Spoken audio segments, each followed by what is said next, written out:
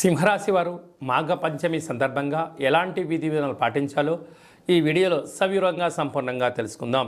సింహరాశిలో ఏ నక్షత్రాలు వస్తాయనగా మఖా నక్షత్రంలోని 4 పాదాలు, పుబ్బా నక్షత్రంలోని 4 పాదాలు, ఉత్తరా నక్షత్రంలోని 1 పాదం కలిపితే సింహరాశి అవుతుంది.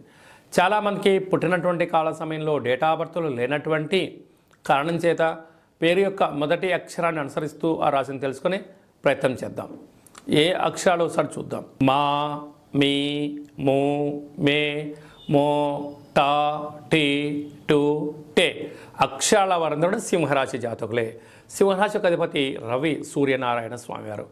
వీరు ఈ మాఘ పంచమి సందర్భంగా అమ్మవారికి గోధుమలతో కూడుకున్నటువంటి పాయసాన్ని ఏర్పాటు చేయడం, కేసరి లాంటివి ఏర్పాటు చేయడం, ఎరుపు గాజులు, ఎరుపు పుష్పాలతో అర్చన చేసి అమ్మవారి యొక్క బొట్టును లలాటంలో ధరించడం